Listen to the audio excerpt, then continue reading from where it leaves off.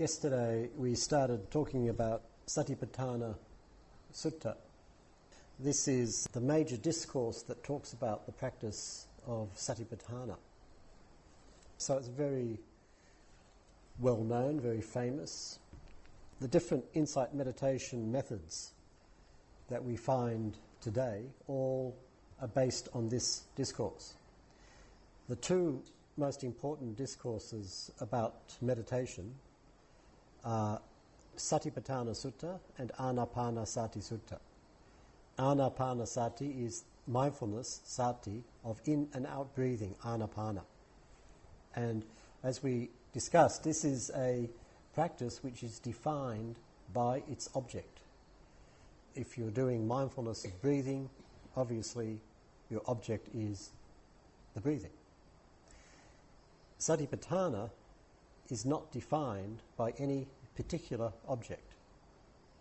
The discourse has 21 sections. Each section goes through a different possibility, a different possible meditation object. And it starts with the breathing.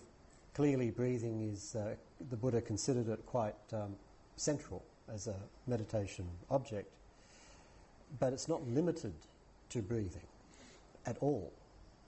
Satipaṭṭhāna is not defined by any specific object. Any object can be part of Satipaṭṭhāna. For example, some people here are doing open awareness. When you do open awareness, you sit and you follow whatever happens to be predominant at that moment. It might be the breathing, but it might be something else. It might be the body, but it might be the mind. It might be the same thing all day. It might change every 2 seconds. But that open practice is included in Satipaṭṭhāna, because any object can be the reference point for Satipaṭṭhāna. It doesn't matter what the object is. Similarly, Satipaṭṭhāna is not a particular method. It's not a meditation technique. We've been talking about the Mahasi method.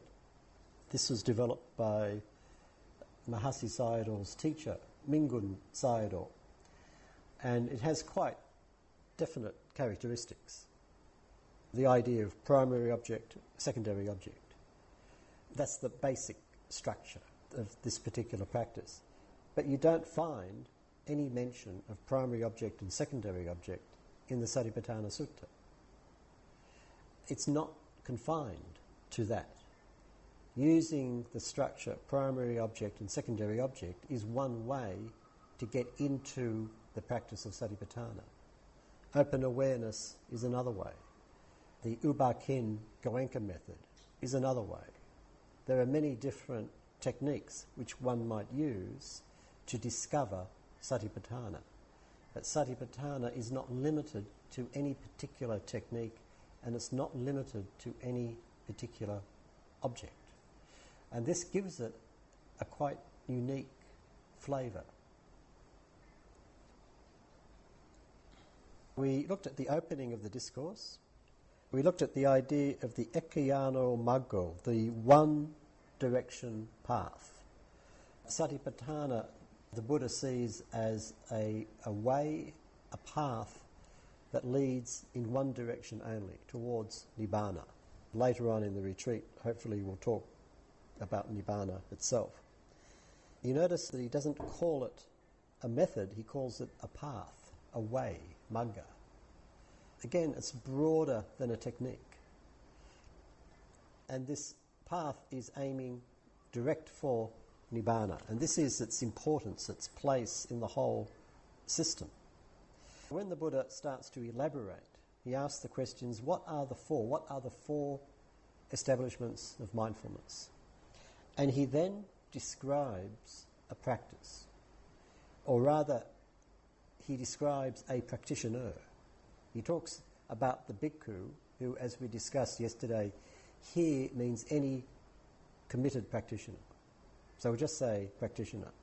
He describes the practicing practitioner.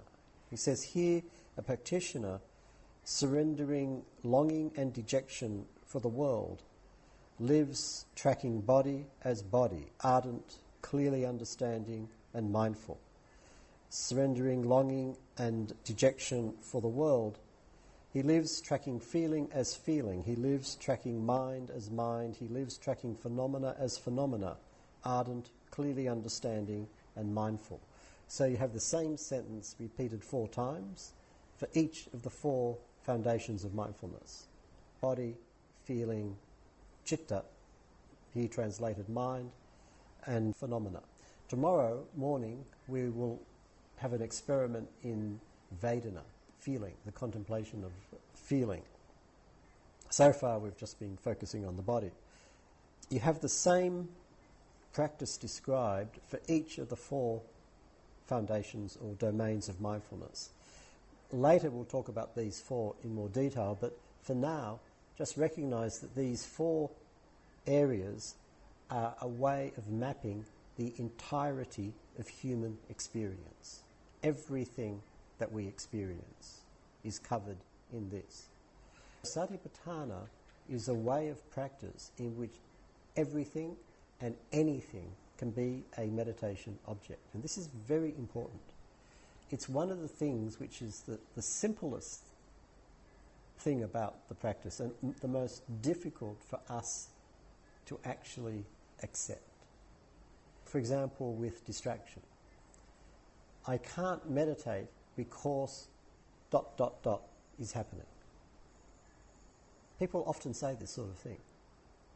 And the assumption behind it is meditation is confined to a certain area of experience and it excludes ...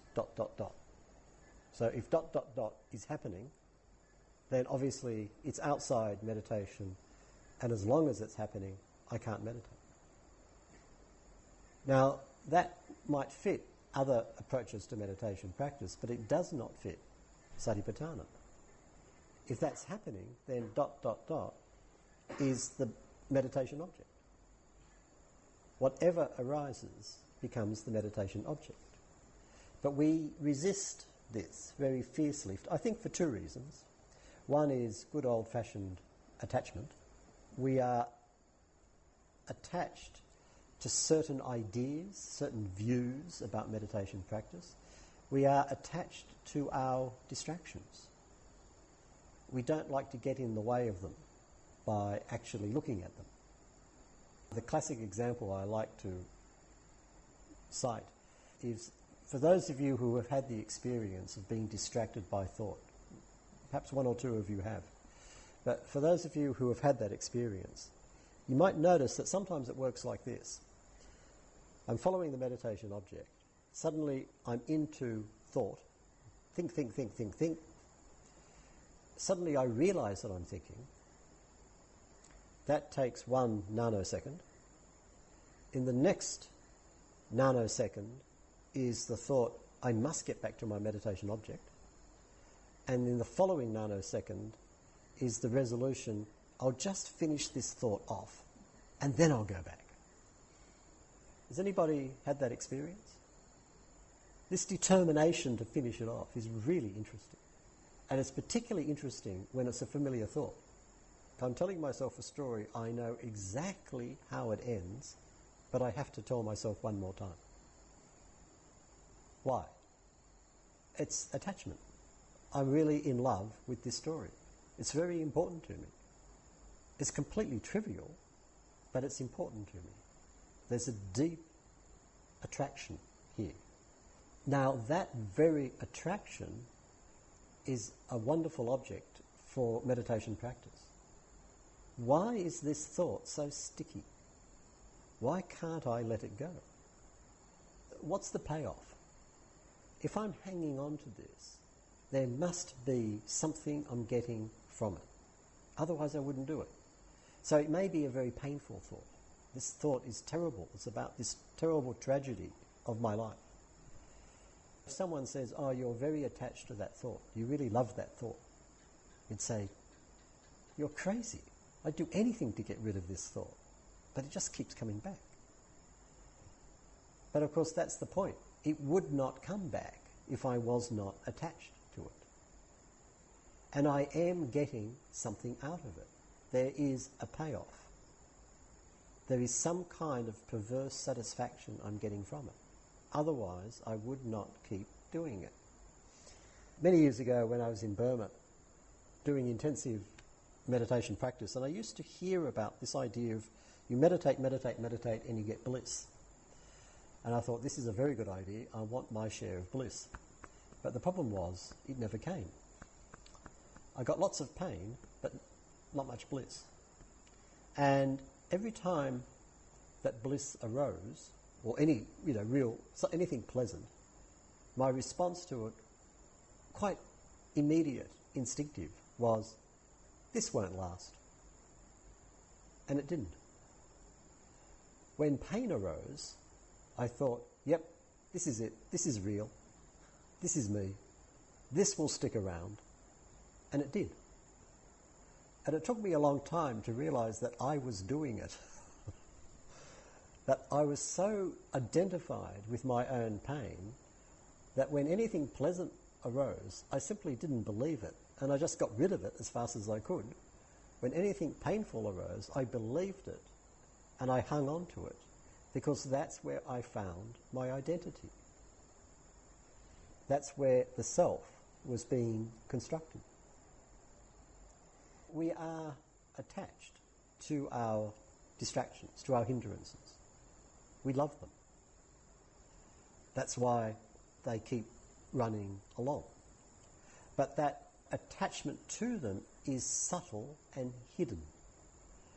On the surface, I have this me and my drama, and this is the world of the self. Underneath it is this attachment to this drama, because without it, I cannot construct myself. So I need it, quite literally, for my existence. We are attached to the things that we think get in the way of the practice. So we don't hear this message that anything can be a meditation object. It just goes past. The other difficulty is that it's quite difficult to deal with some of these meditation objects. For example, the hindrances. It's not easy. It's very difficult. Sometimes what's getting in the way, we can call it a hindrance, obviously, because it's getting in the way, but it can be very subtle, and we just don't know how to work with it. For example, old habits, old mental habits that suddenly come up and take me away. I don't know how I'm supposed to work with this. All I know is that I'm doing my thing, and then suddenly this old habit comes up and boom, it takes me away. And, I wake up a second later, a minute later, an hour later, a week later, a year later. So how can I work with it? And here we're talking about skill, developing the skill of meditation. To me, meditation is a craft. It's something that we take up and learn over a period of time. It's not something that comes to us immediately. It's like if we take up something like woodwork, or take up something like golf or music. We start doing it and we're very bad at it. So if we take up music, if we're playing a musical instrument, our neighbours don't like it at all, because they hear the same scales being played the same bad way day after day. Dum dum dum dum dum dum dum dum dum dum dum. Ah, start again. Dum dum dum dum dum dum da ah. Start again. Dum dum. Drives you crazy. But the person is learning a craft, learning a skill, and it always has a certain quality to it. As we get better at it, what we're doing is always working at a problem. There's some problem here that I'm working at. There's some difficulty. Something isn't working correctly. I have to fix it somehow, or somehow get over this barrier. And we resolve that problem, and we're very pleased because we've made a big step forward, we've worked out this problem, and what we've done is we've opened up to another problem. Now there's a new problem, which wasn't there before. But now that this old problem has been resolved, this new problem has now presented itself. So immediately I have to start working on this new problem. And I finally resolve the new problem, and then there's another problem which opens up. It's never finished. And if I look at the never finished quality of it, it can be very frustrating. I'm always working on a problem. But when I look back, I realise that I've solved all these problems, and as a result, my meditation is much more skillful, much deeper, much more satisfying than it was before. But there's always a problem. When we're doing a retreat, it's like it has a very in-your-face, claustrophobic feel to it sometimes, because we're just aware of the problem. It's only when we step back that we realise, sure, of course there's a problem, but this is different from the problem I used to work with. Or it might be the same problem, but I'm working at it at a deeper level. So there's something going, there's something moving. Meditation is a craft which takes time to learn. So some things we fall over, we fail at, but later on we will work it out. We have to be patient with it. Meditation is a long-term project. We don't have to become expert at it in just the first decade. This is why it's always good when people start young, because they've got many decades to go. As for the rest of us, well, we have to be in a bit of a hurry. We can console ourselves that there's always next lifetime, and the one after that, and the one after that. This is the Buddha's teaching of life after life. I think is very important, because it tells us we don't have to solve every problem in this lifetime. We don't have to reach perfection. All we've got to do is take a step along the path, and we'll get there. Satipaṭṭhāna has this quality, this universal quality. It embraces everything. We need some kind of method to get in there, to start doing it. So this is where the techniques come in. I sit here and I talk about primary object, secondary object, note this, note that. And this is, from Mahasi Sayadaw's point of view, what you tell to beginners, people who are starting out. You notice that with primary object, secondary object, what it tries to get us to do is to actually practice the fact that anything can be a meditation object. I'm following my meditation object, then something happens that prevents me from meditating. As soon as I recognize this, that something becomes my meditation object. So this is what it's teaching us. It's teaching us anything can be a meditation object. I can't meditate because ... This is my meditation object. Here it is. It's just been presented to me. The universe has wrapped it up in paper and given it to me as a gift. Now again, it's not easy, and it's not necessarily that we can do it the first time or the second time or even the third time. But this is the direction that the practice goes in. If you have, and somebody pointed this out to me many years ago, somebody said, look, if you have a room with, say, 20 meditators, and every single one of them, the only meditation practice that they've ever done has been the same method, and they've all learnt it from the same teacher, and they've all practiced it together, you will find 20 different kinds of meditation going on in that room. Everyone is different. Everyone. Now, over time, those differences become bigger and bigger and bigger.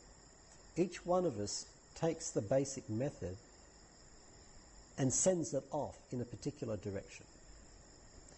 And the direction, I think, is set by two things.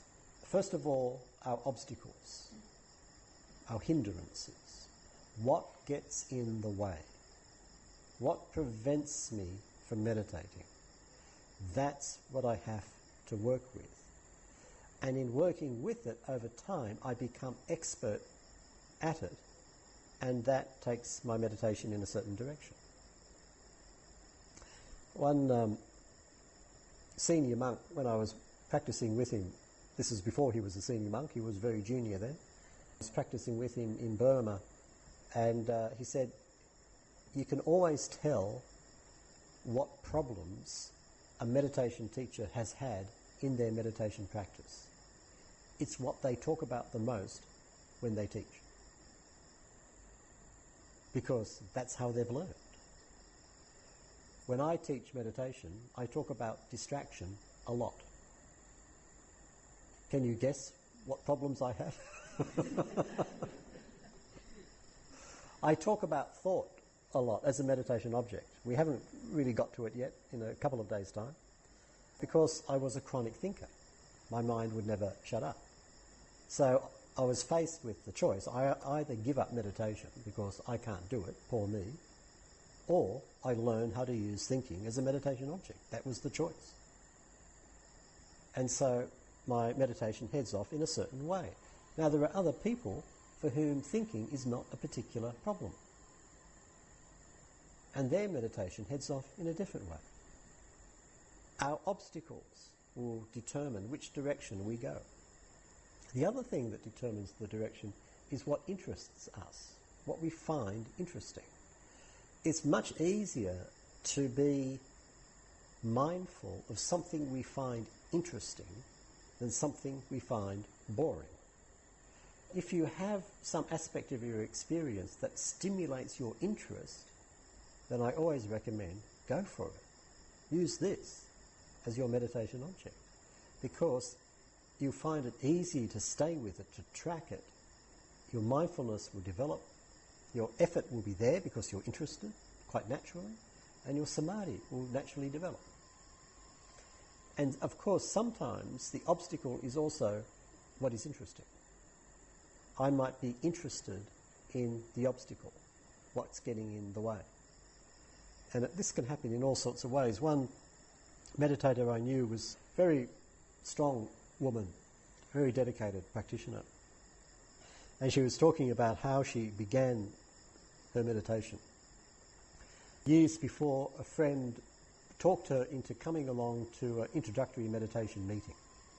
She was not really interested, but she was going there with her friend.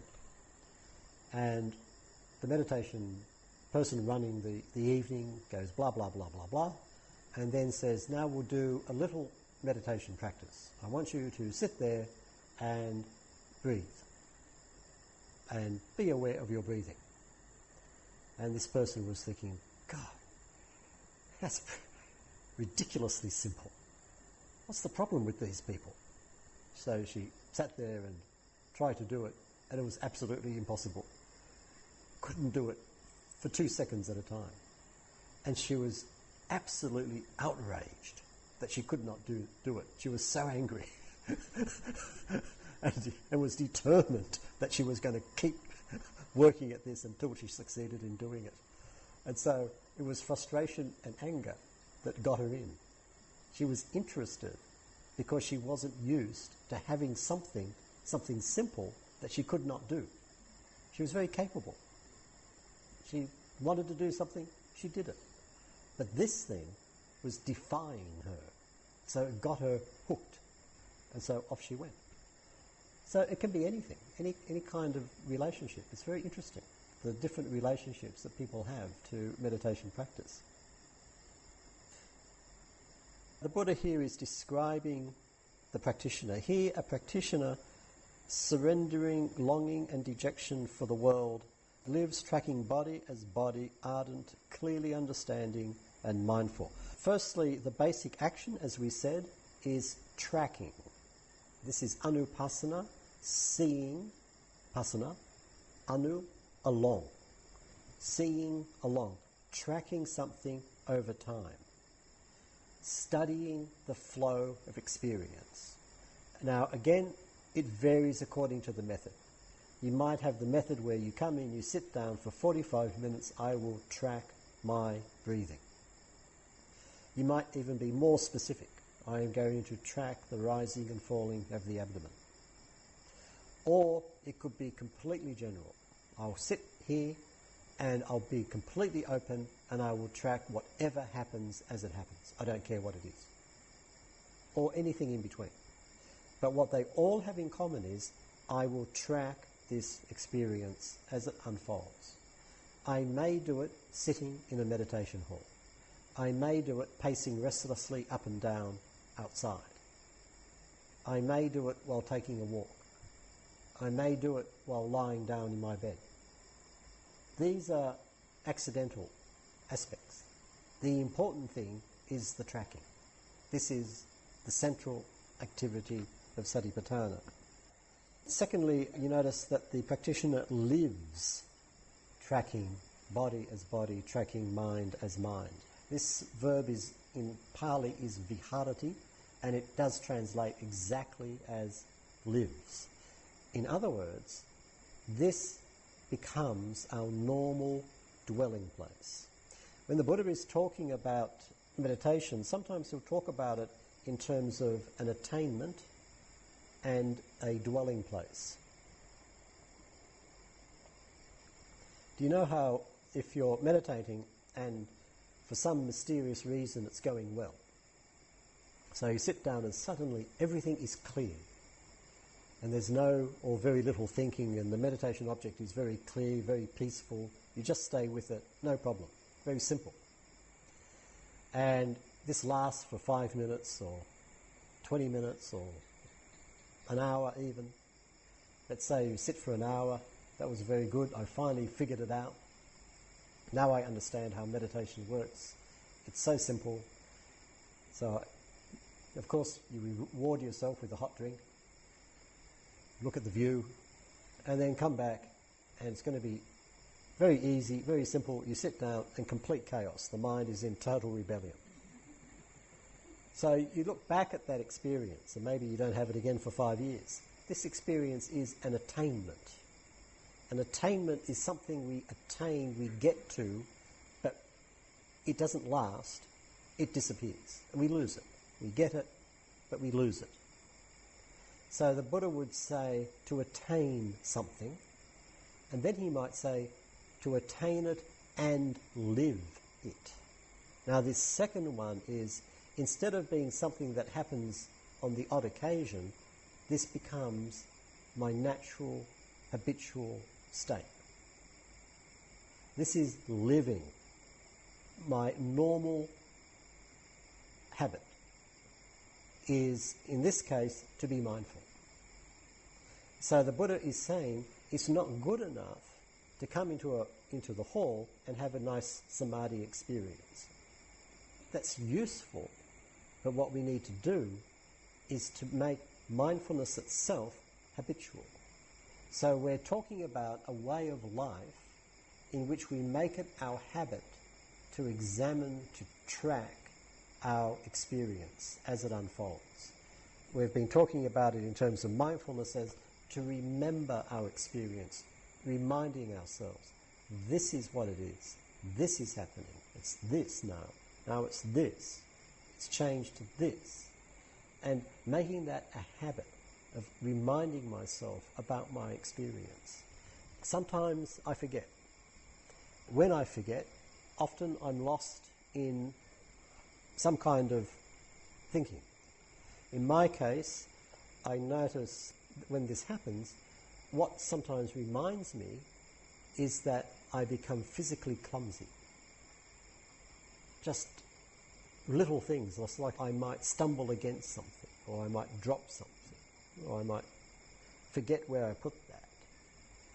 And that reminds me that I'm no longer tracking body as body. I've lost contact with the body. I'm in this world of thought. So I realize that and I come back to the body.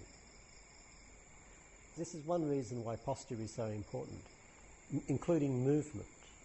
When you move about during the day, usually the instruction is slow down, be slow. And that's good advice. It helps calm us down, it helps develop samadhi. But don't just be slow, be graceful. I think the grace is more important than the speed. That helps us to stay with the body, to track body as body.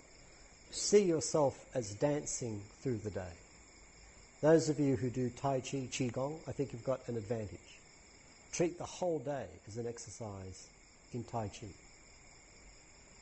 Develop a sense of grace in your movements, and that helps to keep you in the body, mindful of the body. This tracking, body as body, mind as mind, is something that becomes a habit. It's not just a meditation technique, it's a way of life. The practitioner lives surrendering longing and dejection for the world. The Buddha mentions this first. Longing and dejection, abhijja and domanassa. Abhijja, sometimes translated as desire, which literally means a leaning toward. You know how when you, let's say if you're heading down the stairs to lunch and you're quite looking forward to it, you know how, particularly with steep stairs, you've got to be careful because you might find yourself unconsciously leaning toward the bottom of the stairs and maybe fall over. When we want something, it's like we find ourselves leaning toward something. And in that leaning toward, we lose our balance. We lose the center and lean out in order to grab at something. This is abhijja.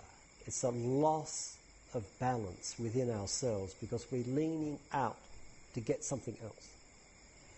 Desire, longing. There's no exact equivalent in English, I don't think. And domanassa refers to any kind of mental pain, any kind of mental distress. Any time when what is happening is not what we want to be happening, we have domanassa.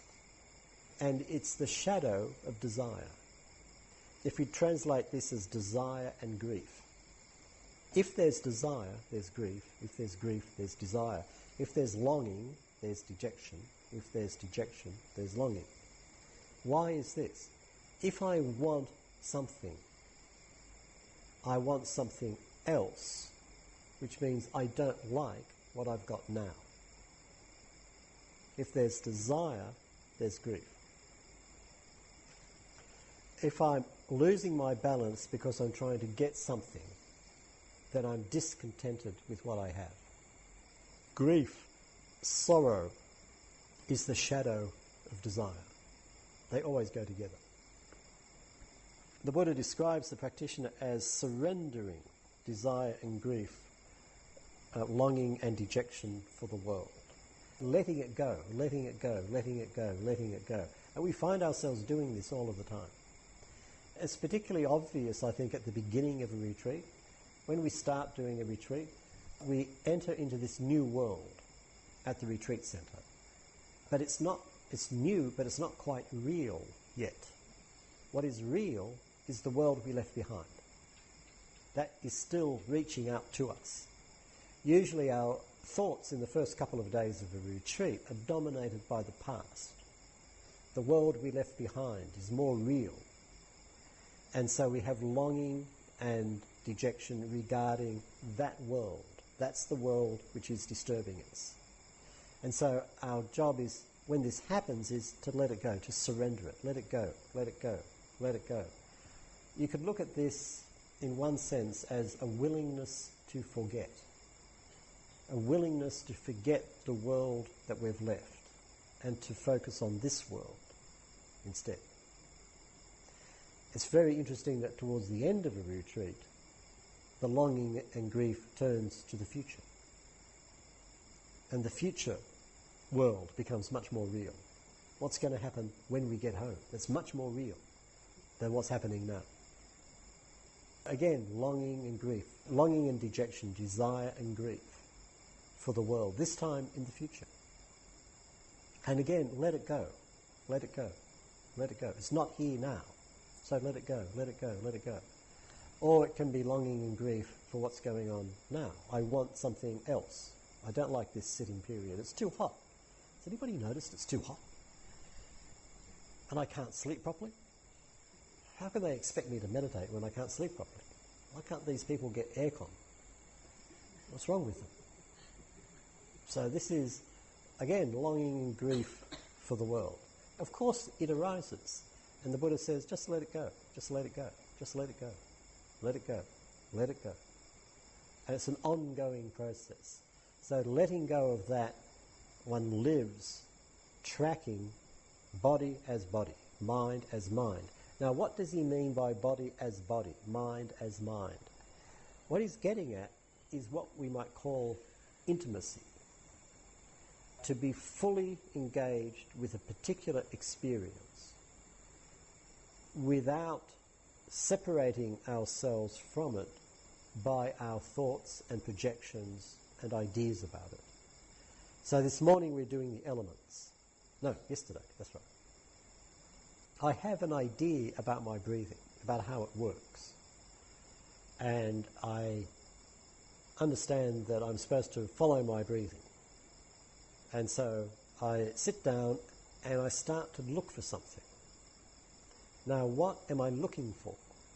What I'm looking for is my idea of how the breathing should be. It's not the actual breathing.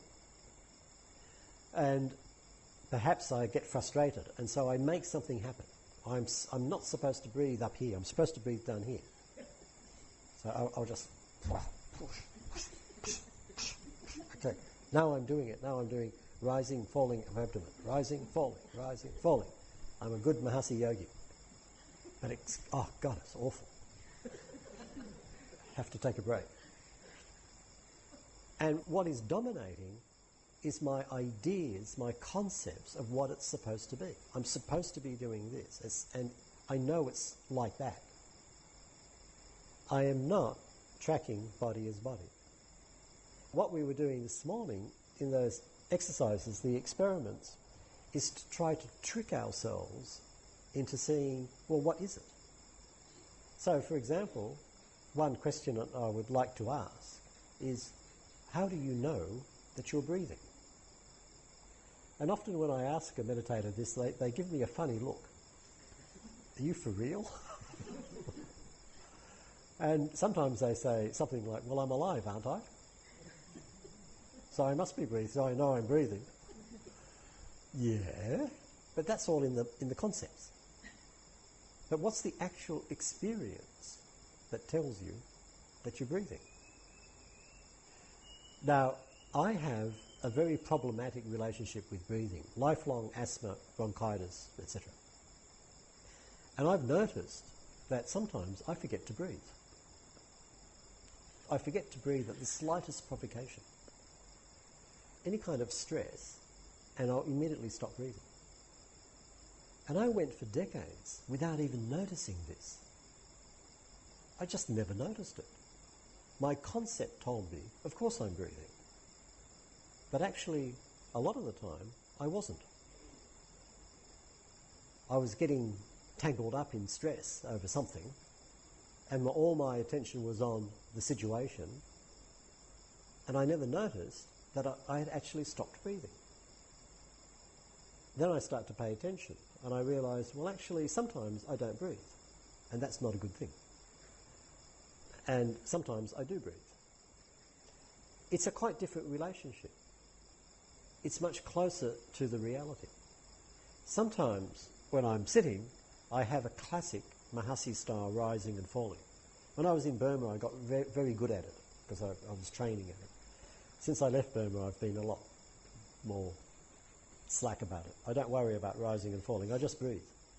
And sometimes it's down here, and sometimes it's here, and sometimes it's here, sometimes it's here and here. And so it can be all over the place. Sometimes it doesn't feel like breathing at all. There are just these movements in the body. How do I know that I'm breathing? There's movement. That's what tells me that I'm breathing. I can feel movement within the body. When there's no movement, I know I've got a problem. I better start it moving again. So I ask myself the question, how do I know that I'm breathing? On the surface, it's a stupid question. But when you look at it, it's a very useful question because it's designed to get us from our normal habitual thought world down into what is actually happening. What's the actual experience now? Let's say I suddenly realise that I'm really angry, irritated. How do I know that I'm irritated? What tells me this? Well, there's a story in my mind. Someone did something that they should not have done. Another thing which is happening is the body is all churned up in some way. Then I realise actually there's a relationship between the body being churned up and the narrative. And sometimes it's the mind wants to make meaning out of the fact that the body is churned up. And so it interprets it by saying, oh, you must be angry at someone. And then it goes through the filing cabinet under A for anger, or I for irritation, goes through the files and picks out something. Here it is. This is what you're angry at. This person. Last week they did blah, blah, blah. I look at a normal everyday experience and I find that there's all sorts of things happening underneath the surface. Some of it is physical, the body is churned up. Some of it is mental, there's a certain story going on. And there's a relationship between the physical and the mental. They're feeding each other. And this is a whole complex network. And it's creating a world which I think is real, which when I look at it is definitely not real. It's no more real than watching television. This is tracking body as body, tracking mind as mind.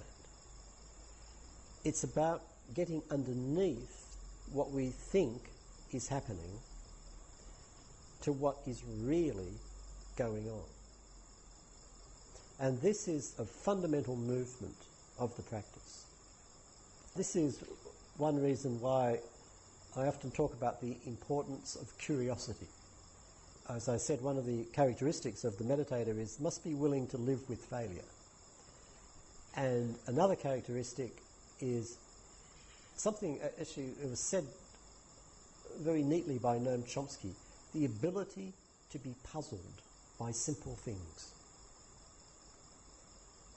The ability to be puzzled by something very simple is important for the meditator. I'm sitting here and I can't meditate. Very simple. But the ability to be genuinely puzzled by this. Isn't this interesting? What is going on? Something is going on. Last week I could meditate. This week I can't. Something is going on. So what is it? I'm very interested here. I'm very curious. So I start to look. And that very looking is the meditation. I am already meditating. It might not feel good, but I am already meditating. The curiosity, the interest, the investigation, but in particular, the willingness to investigate the simple things, the obvious things, the things we take for granted. One story that I like to tell, I was reading a book written by an Australian historian about the history wars in Australia some years ago. I think they're happening all over the place. This is the Australian version. The battle over the past. You know, what really was the past. In Australia, it was summarised as the black armband versus the white blindfold view of Australian history. The black armband view is Europeans, let's face it, the British, came 200 years ago and slaughtered everybody and took their land. The white blindfold view is these noble British people came and brought civilization to an empty continent. And the battle between these two views of history. So these are the history wars. This is a gross oversimplification, but these are the history wars. And I was reading this book that was examining this whole cultural phenomenon, and in the course of it they quoted one of the more distinguished Australian historians, Geoffrey Blaney.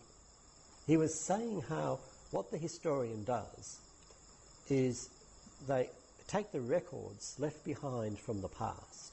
They study these records in order to find out what was going on back then. And he raised the question, what is the one thing that people never record? What is the one thing they never write down? Now, some of you are writing down notes. What is the one thing during this retreat you will never write down? It's the obvious. It's what is completely obvious to you. What you write down is what is new, which you haven't thought of before. Oh, that's interesting. I never thought of that. I'll write it down. But what you don't write down is what is completely obvious. So if you're a historian and you're looking at the past, the hardest thing to find is what was obvious to everybody living at that time. It was a very interesting comment, but I thought, actually it's true of meditation. The hardest thing for a meditator to see is what is most obvious, because we just take it for granted. We never think to question it. It's too obvious to question. And that is what blinds us every time. So the ability to be puzzled by simple things, the ability to start to look at the obvious and start to question it. We're looking for the esoteric, but what we need to look at is what's most obvious. That's what we don't see. So this is all about becoming intimate with the experience, to take ordinary, everyday experience and to really look at it, really examine it. What is it all about? What does it do? How does it work? To become interested in it, curious about it. This is what drives the meditation practice forward. And this is tracking body as body. It's just body. Tracking mind as mind. And it has the flavour here of what the Buddha calls anatta, not self. I'm experiencing something and I automatically relate to it as mine. This is my thought about my world. And that means it's special. But what if it's not mine? What if it's just a thought? To track thought as just thought. And what is it exactly? How do you know that you're thinking? In a couple of days we're going to do an exercise in using that very question.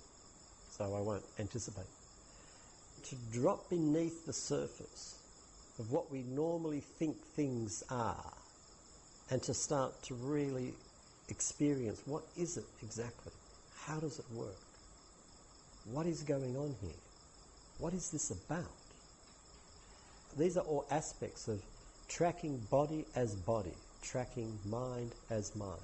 And it takes us right into anatta, into not self. We'll talk about not self later in the retreat. But just to point out that this practice is all about anatta from the very beginning. When I see a thought as just a thought, not my thought, it's just a thought, this is practicing not self. When I see a sensation as just a sensation, not my body, just a sensation, this is practicing anatta, not self. So the practitioner, surrendering longing and dejection for the world, lives tracking body as body, ardent, clearly understanding and mindful. So this practitioner has three characteristics.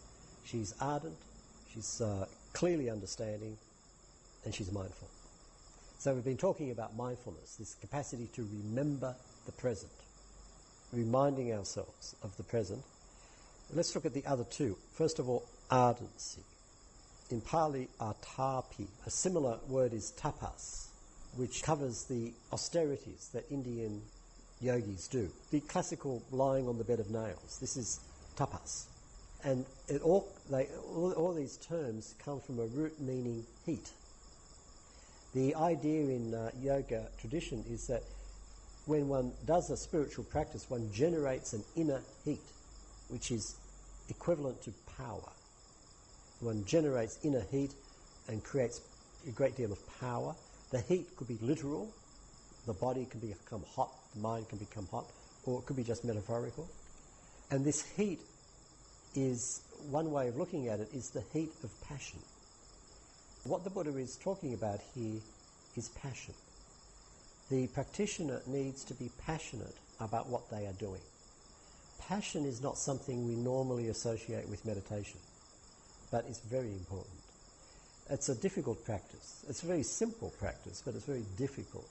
And to do meditation practice, we need to be passionate about what we're doing. To really want to do it. Motivation is very important. If we really don't want to do it, it's not going to happen. We need that passion. Now, passion here is not necessarily an emotion. I suspect if we asked most meditators, do you really feel passionate about your meditation right now? The answer would be no, I don't. But you notice that we keep coming back. People will come to a retreat, have a hard time. Oh, that was hard. So good to get to finish it. You know, often people are high at the end of a retreat, and I think a lot of that is a sheer relief that it's over. And you walk away thinking, oh God, that was hard. I've graduated. That's enough for me.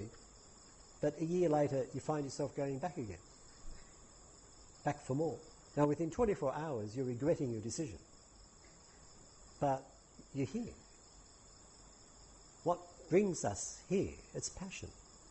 It's not necessarily a feeling. It's not necessarily an emotion.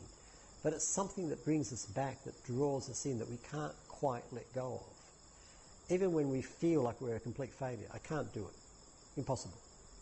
And yet we find we come back for another go. Why? It's passion. This is the ardency that the Buddha is talking about. And without that ardency, it's the fuel that drives us forward. And of course, it has a lot to do with effort, the effort that we put into the practice. This is where it comes from. It comes from this ardency. Ardent, clearly understanding. This refers to sampajañña, the wisdom aspect of the practice. Mindfulness is associated by the Buddha with wisdom. And sampajañña is clear understanding, is a kind of basement level wisdom. If I'm tracking my experience over time, I learn how it behaves. Let's give an example. Let's say a couple get together and they get married. And they've been together 5 years, 10 years, 20 years. During the course of a marriage, you study your partner, don't you? You get to know your partner. Perhaps this is the person, apart from your children, you know most of all. If you have children, you study them. You follow them, you track them throughout their lives. You really get to know them. You get to know them because you've been tracking them so well. So you develop a wisdom and understanding about that person. Sometimes you might shock a child or a partner when you say something quite unexpected that shows that you actually understand what they're doing more than they do. We know our partners and our children. We know them because we've studied them over a period of time. This is sampajañña. If I study my own experience over a period of time, I get to know it. I get to understand it. I get to understand how it works, what it does, when it's a good day, when it's a bad day, when it's time to go forward, when it's time to pull back. We've been talking about it in terms of very basic meditation decisions. Sometimes it's good to move into the object and be more precise and more detailed. Sometimes it's better to pull back and go wide with the awareness. Sometimes it's good to be more precise. Sometimes it's good to be less precise.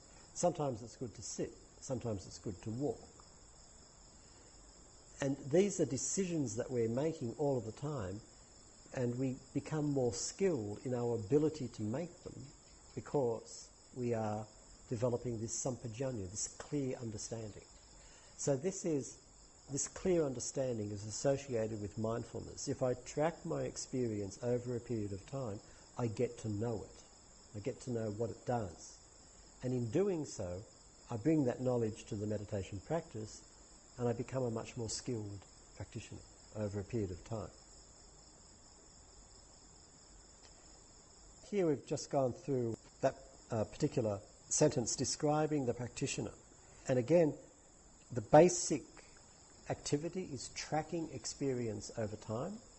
We track body as body, we track mind as mind. This is becoming intimate with the experience, not being satisfied with what we think it is, with what we perceive it to be, but actually going right into it. What is it exactly? And what drives us forward is this ardency. We're interested, we're curious, we want to know, we have to know. And associated with this is understanding. We get to know our experience over a period of time, and at the centre of it is mindfulness. Remembering the experience. Again and again, we forget. Again and again, we remember. And that's at the very centre of the whole thing.